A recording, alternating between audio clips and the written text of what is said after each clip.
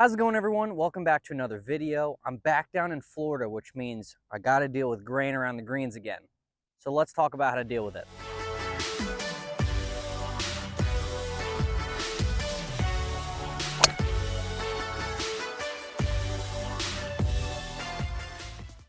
So with Bermuda grass, it lays down in one direction or another.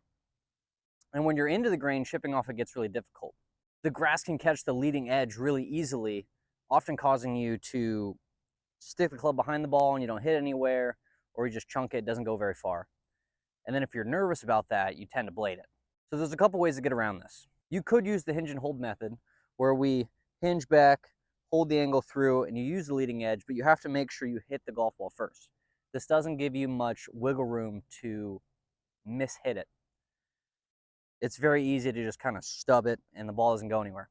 My suggestion is to use the bounce of the club, which is the back edge of your wedge. This is going to allow the club to slide across the grass a lot easier. It gives you a little more wiggle room to mishit it, and you can still hit good shots. Now, a lot of people, they teach to grab it with your right arm and simply just take some swings, letting the club release.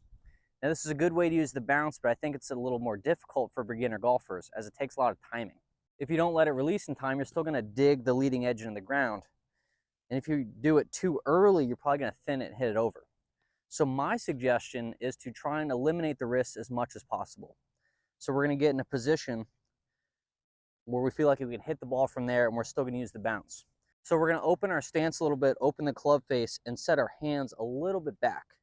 And from here, we're just going to rock our shoulders back and through. There'll be no wrist action, and you'll be using the bounce of the club on the way through.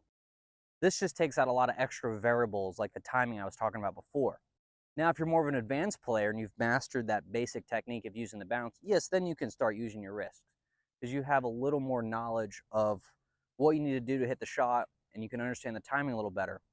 And with using your wrist, you can hit a bunch of different shots, be higher, spinnier, such like that.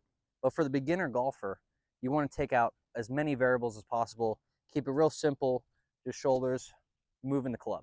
I hope you can use this to make it a little easier around the greens for you, especially when you're into the grain. If you learned anything, leave a like, leave a comment, subscribe, and I'll see you in the next video.